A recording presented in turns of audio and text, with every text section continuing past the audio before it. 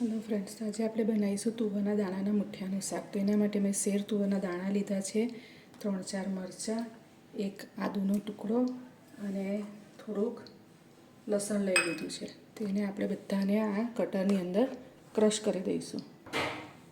તો મેં બધા જ દાણાને અહીં ક્રશ કરી લીધા છે. હવે એનો આપણે મસાલો કરીશું. તો એના માટે 1 ચમચી મીઠું અને અડધી ચમચી ખાંડ નાખીશું, થોડી હળદર,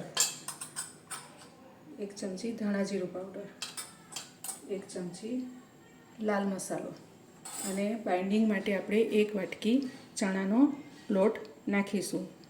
વધારે ચણાનો લોટ નાખવાની જરૂર નહીં, ખાલી એનું બાઇન્ડિંગ આવે એ રીતે જ આપણે કરીશું અને મિક્સ કરીને એના મુઠિયા વાળી લઈશું.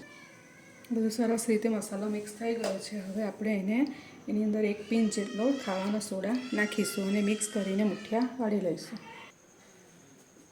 પેણીમાં તેલ ગરમ કરવા મૂકી દીધું છે, તો આપણે મુઠિયાને ફ્રાય કરી દઈશું. થોડા બ્રાઉન થાય એ રીતના આપણે એને ફ્રાય કરી લઈશું.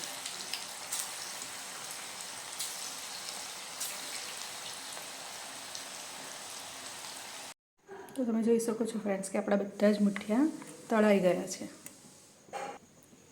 હવે શાકની ગ્રેવી કરવા માટે મેં અહીં તેલ લઈ લીધું છે અને એની અંદર 2 કાંદાને પણ આવી રીતે કટરમાં મિક્સ કરીને લઈ લીધા છે. તેને આપણે સારી રીતે ગુલાબી થાય ત્યાં સુધી સતળી લઈશું. તો આપણો કાંદો સરસ સતળાઈ ગયો છે. તો હવે આપણે ટામેટું પણ અંદર નાખી દઈશું. 1 ટામેટાને આ રીતે ક્રશ કરીને લઈ લીધું છે અને એને પણ સતળી લઈશું.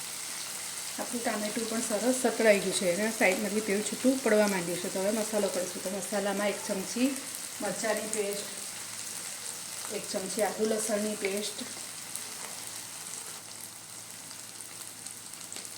1 ચમચી મીઠું, અડધી ચમચી હળદર, 1 મોટી ચમચી ધાણા જીરું પાવડર, 1 મોટી ચમચી લાલ મરચું પાવડર અને જરાક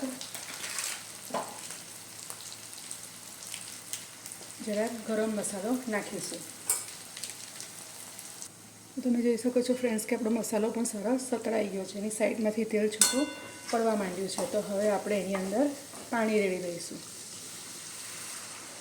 આની ગ્રેવી થોડી ઘટ્ટ ને મીડિયમ, આ મુઠિયા પાણી શોષી લેશે એ હિસાબે થોડુંક પાણી રેડવું. અને આ જે થાળી ધોઈ હતી, મુઠિયા કર્યા હતા તેનું પાણી પણ હું રેડું છું. એના લીધે સરસ બાઇન્ડિંગ આપણા ગ્રેવીમાં આવશે. આપણી ગ્રેવીમાં ઉકળો આવવા માંડે એટલે આપણે જે આ મુઠિયા તળીને રાખ્યા છે તે બધા જ અંદર નાખી દઈશું અને તેને 2 મિનિટ માટે થવા દઈશું. તો તમે જોઈ શકો છો ફ્રેન્ડ્સ કે આપણા તુવરના મુઠિયાનું શાક રેડી છે. તેને આપણે લીલા ધાણાથી ગાર્નિશ કરીશું.